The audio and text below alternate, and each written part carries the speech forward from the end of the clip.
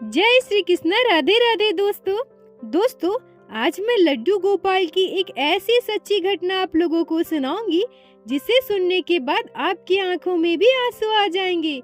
लड्डू गोपाल की इस अद्भुत लीला कथा को सुनने के बाद आपका हृदय लड्डू गोपाल के प्रेम में आतुर हो जाएगा। दोस्तों, हमारे साथ कई बार ऐसी घटनाएं घटती है जिसके बाद हम सोचते हैं कि क्या यह बस एक संयोग मात्र है या फिर कोई विधि का विधान। आज ऐसे ही एक लीला आप लोगों के साथ शेयर करूंगी जिसे सुनकर आप लोग भी मेरी तरह सोचने पर मजबूर हो जाओगे कि क्या यह बस एक घटना है या फिर विधि का लिखा हुआ कोई विधान है।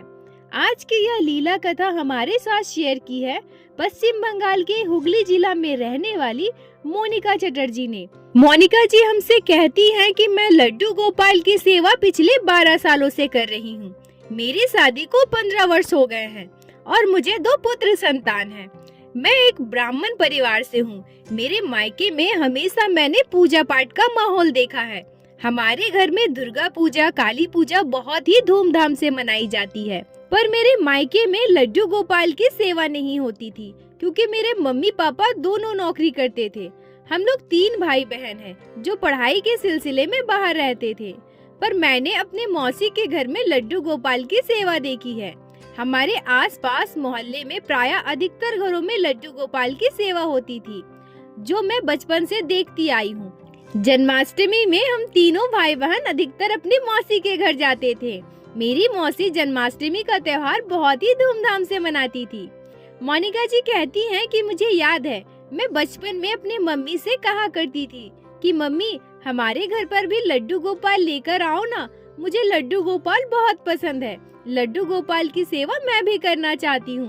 तब मेरी मम्मी हमसे कहा करती थी, बेटा अभी हमारे पास बिल्कुल भी समय नहीं है और तुम लोग का भी पढ़ाई करने का समय है।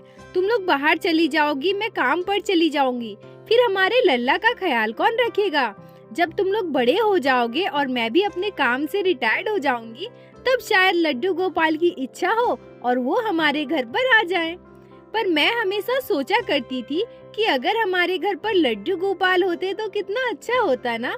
ऐसे ही दिन बीत गए और फिर मेरी शादी हो गई। मैं अपने ससुराल चली गई। मेरे ससुराल में भी पूजा पाठ का माहौल था पर वहाँ भी लड्डू गोपाल की सेवा नहीं होती थी।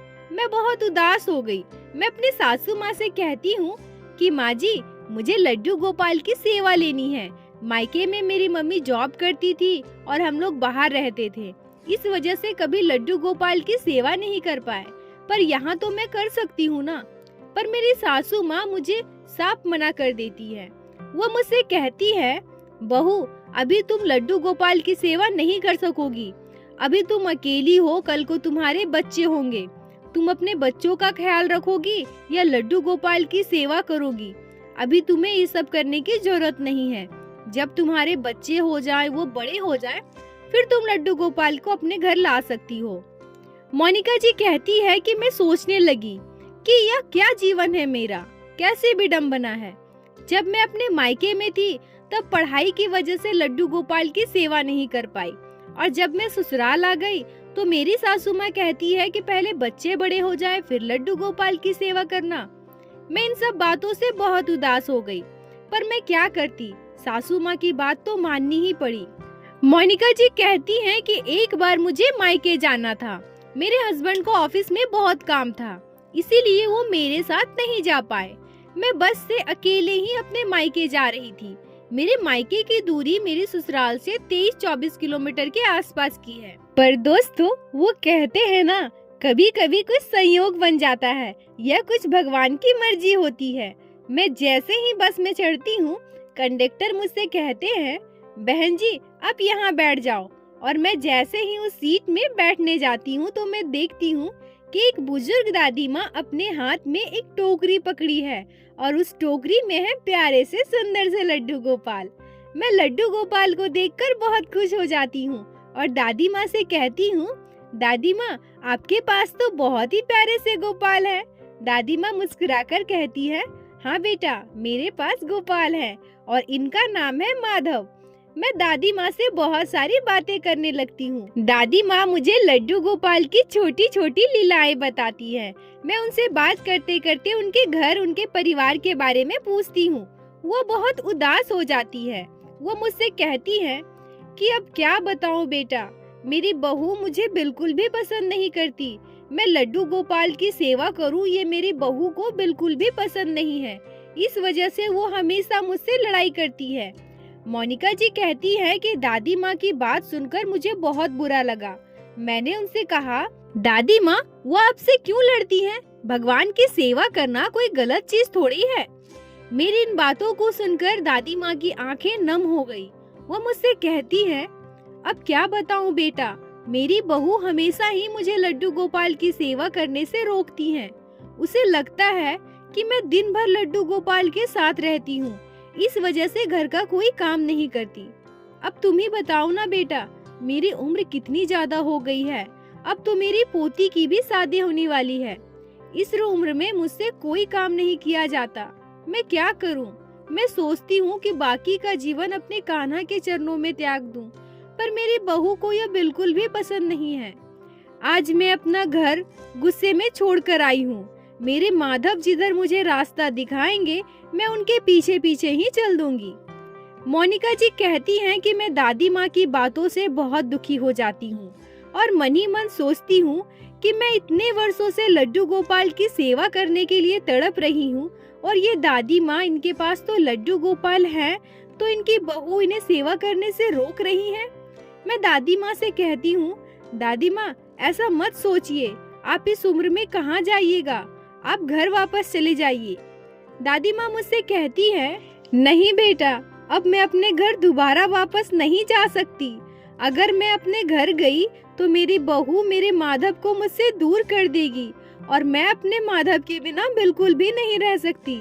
अब मैंने सोच लिया है, मुझे माधव के चरणों में ही रहना है। मैं दादी माँ से पूछती हूँ कि फिर आप कहाँ जाइएगा, कुछ सोचा है?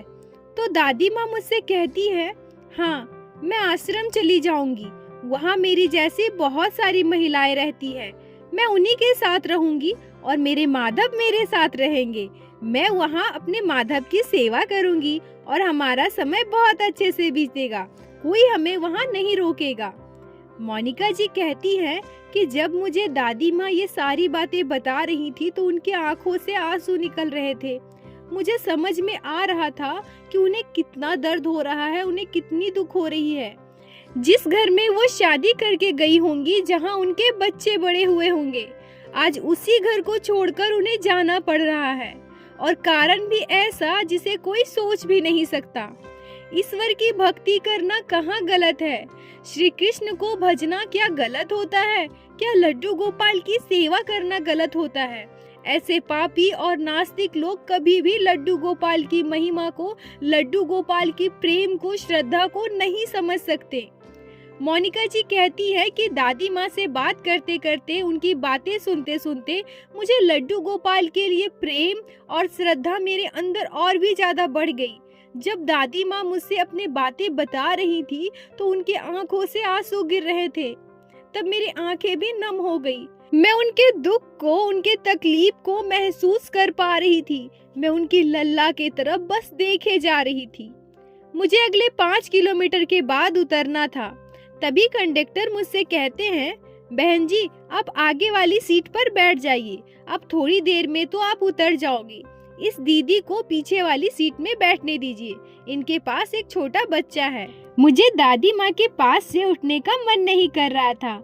मैं लगातार उनके लल्ला को निहारे जा रही थी। लल्ला का श्रीमुख बहुत ही प्यारा और सुंदर था। मैं उनके पास से उठकर उनके अपोजिट वाले आगे की सीट में जाकर बैठ जाती हूँ और मेरी सीट पर एक दीदी अपने गोद में छोटे से बच्चे को लेकर बैठती है। मैं बार बार दादी माँ की तरफ पलटकर उनके टोकरी में बैठे प्यारे से लड्डू गोपाल को निहारे जा रही थी। पर इसी बीच हमारे जीवन में एक ऐसी दुर्घटना घटी जिसने हमारे पूरे जीवन को बदल दिया। हमारा बस दुर्घटनाग्रस्त हो जाता है। बस इतनी तेजी में था कि वो खुद को कंट्रोल नहीं कर पाया और आगे खड़े एक ट्रक से टकरा गया। जैसे ही बस टकराई, मैंने अपनी आंखें जोर से बंद कर ली। पूरे बस में कोहराम मच गया। मुझे ऐसा लगा कि आज ये मेरा अंतिम दिन होगा। पर जब मैं होश में आती हूँ तो देखती हूँ कि मुझे हॉस्पिटल ले जाया गया है और मेरी मरहम पट्टी की गई है। भगवान की कृपा से मैं बिल्कुल ठीक थी। तब तक मेरे मायके से मेरे मम्मी पापा, मेरे भैया और मेरे पति भी पहुंच चुके थे। सभी मुझे सही सलामत देखकर चैन की सांस लेते हैं। तभी मेरी मम्मी कहती है कि भगवान का लाख लाख शुक्रिया जो मेरी बच्ची सही सलामत है, नहीं तो बस की स्थिति ऐसी है कि कुछ भी हो सकता था। ये सब भगवान की ही कृपा है जो मेरी बेटी बिल्कुल सही सलामत है। मेरी मम्मी मेरे गले लगकर रोने लगती है। मैं अपने मम्मी से कहती हूँ, मम्मी तुम रो मत, मैं बिल्कुल ठीक हूँ और मुझे बताओ ना उस बस में सवार सभी लोग कैसे हैं। तभी मेरे भैया मुझसे कहते हैं, मोनिका उस बस में सवार 2 यात्रियों की मौत हो चुकी है। मैं बिल्कुल चौंक जाती हूँ, मेरी आंखें नम हो जाती है। मैं बहुत परेशान होकर पूछती हूँ, 2 लोगों की मौत हो गई, कौन थे भैया वो दोनों? मेरे भैया कहते हैं कि एक महिला और एक बच्ची है। अचानक से मुझे दादी माँ का ख्याल आता है और साथ ही मेरा मन लड्डू गोपाल के लिए व्याकुल हो जाता है। मेरे आंखों से आंसू बह रहे थे। मैं उनसे पूछती हूँ कि मेरे साथ वाली सीट पर जो एक बुजुर्ग दादी बैठी थी उनके पास एक लड्डू गोपाल थे। पता कीजिए ना वो दादी माँ कैसी है। मेरे घर वाले सभी लोग मुझसे बोलते हैं, तुम परेशान मत हो मोनिका, सब ठीक है, तुम हमारे साथ अब घर चलो, तुम ठीक हो, इससे बढ़कर हमें और कुछ नहीं चाहिए। मैं अपने मम्मी पापा से कहती हूँ, नहीं मम्मी, मुझे दादी माँ की बहुत चिंता हो रही है, प्लीज आप पता करवाओ ना दादी माँ कैसी हैं। उनके पास तो एक लड्डू गोपाल है, बाल गोपाल, प्लीज आप लोग एक बार पता करवाओ ना वो दादी माँ कैसी है। मेरे पति वहीं खड़ी होकर हमारी बातें सुन रहे थे। तब मेरे पति मुझसे कहते हैं, मोनिका तुम परेशान मत हो, मैं अभी जाता हूँ और दादी माँ के बारे में पता करता हूँ। मैं उनसे कहती हूँ कि हाँ चलिए ना, मैं भी आपके साथ चलूंगी। तब मेरे घर वाले मुझे मना करते हैं और कहते हैं, नहीं तुम मत जाओ, तुम हमारे साथ घर चलो। रोते हुए मैं सबसे कहती हूँ, नहीं मुझे पता नहीं क्यों बहुत अजीब लग रहा है, मुझे ऐसा लग रहा है कि दादी माँ के साथ कहीं कुछ गलत ना हुआ हो। से भी ज्यादा मुझे लड्डू गोपाल की याद आ रही है। इतनी बड़ी दुर्घटना घटी है, भगवान करे सब कुछ ठीक हो। मेरे हस्बैंड मुझसे कहते हैं कि तुम परेशान मत हो, मैं अभी जाकर देखता हूँ, तुम सबके साथ घर चले जाओ। मैं जिद करने लगती हूँ, मैं कहती हूँ कि नहीं मैं बिल्कुल ठीक हूँ, प्लीज आप मुझे अपने साथ लेकर चलिए ना। मेरी जिद और मेरा रोता हुआ चेहरा देखकर मेरे पति मान जाते हैं और मैं उनके साथ चली जाती हूँ। पहले हम लोग हॉस्पिटल में पता करते हैं कि जिनकी मृत्यु हुई है वो कौन लोग थे। हमें पता चलता है कि वो एक महिला और उनके साथ एक छोटी बच्ची, शायद उनकी बेटी रही हो। मोनिका जी कहती हैं कि उस बच्ची और उस महिला के बारे में सुनकर मेरा कलेजा कांप गया, क्योंकि वो वही सीट है जहां मैं पहले से बैठी थी और उसके बाद उस सीट से उठाकर उस महिला को मेरी सीट पर बैठा दिया गया। अगर मैं उसी सीट पर बैठी होती तो शायद आज मैं इस दुनिया में नहीं होती, मेरे साथ कुछ भी हो सकता था। मुझे पता चल गया कि मृत्यु होने वाले लोगों में वो दादी माँ नहीं है, पर दादी माँ कहाँ है? फिर हम लोग दुर्घटना वाले स्थान पर पहुँचते हैं। वहाँ जाकर देखते हैं तो पुलिस आ चुकी थी। हम अपने आसपास के लोगों से दादी माँ के बारे में पूछते हैं, पर किसी को कुछ भी पता नहीं था। तभी मैं जो देखती हूँ वह देखकर मुझे अपने आंखों पर यकीन नहीं हो रहा था। इस दृश्य को देखकर मैं बिल्कुल चौंक जाती हूँ। मैं वहाँ पहुँचकर देखती हूँ कि एक पुलिस वाले भैया के हाथ में एक टोकरी है और ये वही टोकरी है जिस पर वो दादी माँ अपने लड्डू गोपाल को रखी थी। मैं दौड़कर उस पुलिस वाले के पास जाती हूँ और टोकरी में देखने लगती हूँ, पर उसमें तो लड्डू गोपाल है ही नहीं। यह देखकर मैं बहुत उदास और बेचैन हो जाती हूँ। मैं पुलिस वाले से पूछती हूँ, सर ये टोकरी आपको कहाँ से मिली और इस टोकरी में जो लड्डू गोपाल थे वो कहाँ है और वो दादी माँ कहाँ है जिनकी यह टोकरी है? पुलिस वाले मुझे कहते हैं, अरे मैडम हमें नहीं पता, ये टोकरी वहाँ दूर पड़ी मिली है। सुंदर सी टोकरी है तो हमें लगा इसमें शायद कुछ होगा, इसलिए हम वहाँ से इसे उठाकर लाए और तभी आप यहाँ आ गई। मैं पुलिस वाले से कहती हूँ, और लड्डू गोपाल, आपको इसमें लड्डू गोपाल नहीं मिले? पुलिस वाले मुझसे कहते हैं, नहीं, ये टोकरी वहाँ गिरी थी, आप वहाँ जाकर देखो, अगर इसमें कुछ रहा होगा तो वो वहीं पर गिरा होगा। मैं दौड़ते हुए सड़क के किनारे झाड़ियों की तरफ भागती हूँ। मेरे पति मेरे पीछे पीछे जाते हैं और कहते हैं, मोनिका रुक जाओ, कहाँ जा रही हो? मैं बहुत व्याकुल हो गई थी, मेरे आंखों से आंसू गिर रहे थे। मैं दौड़कर जाकर इधर उधर देखती हूँ, पर मुझे मेरे गोपाल कहीं नहीं मिलते। तब तक मेरे पति भी मेरे पीछे पीछे आ चुके थे। मैं रोए जा रही थी और लड्डू गोपाल को ढूंढ रही थी। फिर मेरे मन में यह ख्याल आया कि हो सकता है दादी माँ अपने लड्डू गोपाल को लेकर चली गई हो, पर मेरा मन नहीं मान रहा था। मैं लड्डू गोपाल को वहीं झाड़ियों के बीच सड़क के किनारे ढूंढ रही थी।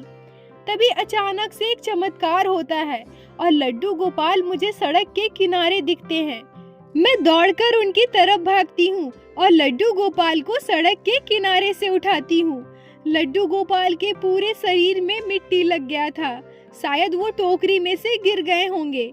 हमारे प्यारे लड्डू गोपाल के पूरे शरीर में चोट के निशान पड़ गए थे।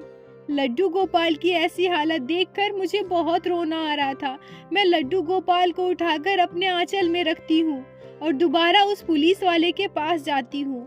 मैं उनसे कहती हूँ कि वो दादी माँ कहाँ है जिनके पास लड्डू गोपाल थे। वो मुझसे कहते हैं कि यहाँ जितने सारे पैसेंजर थे सभी अपने अपने घर चले गए हैं और बाकी जिनको इलाज चाहिए था वो हॉस्पिटल में है और 2 लोगों की मृत्यु हो चुकी है। मैं और देर ना करते हुए अपने हस्बैंड से कहती हूँ कि हमें फिर से हॉस्पिटल वापस जाना होगा जहाँ सारे घायलों का इलाज हो रहा है, क्योंकि हो सकता है दादी माँ उसी लोगों के बीच हो, क्योंकि मृत व्यक्तियों में तो दादी माँ नहीं थी, ये हमें पहले पता था। मेरे पति मेरे आंसुओं को देखकर कुछ नहीं कह पाए और मुझे लेकर हॉस्पिटल जाते हैं। वहाँ हम घायल लोगों से मिलते हैं, पर हमें दादी कहीं नहीं मिलती है। हम दादी को ढूंढने का बहुत प्रयास करते हैं, पर वो हमें कहीं भी नहीं मिलती है। मेरे हस्बैंड मुझसे कहते हैं कि अब तुम परेशान मत हो और चलो यहाँ से घर चलते हैं। लड्डू गोपाल को पुलिस वाले को दे दो, हो सकता है दादी माँ वापस आए और अपने लड्डू गोपाल को ढूंढे। मोनिका जी कहती हैं कि मुझे वहाँ लड्डू गोपाल को छोड़कर आने का बिल्कुल मन नहीं कर रहा था।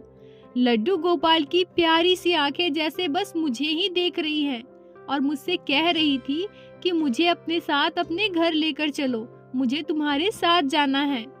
मैं अपने पति से कहती हूँ, नहीं, मैं लड्डू गोपाल को छोड़कर यहाँ से कहीं नहीं जाऊंगी, हमें दादी का वेट करना चाहिए।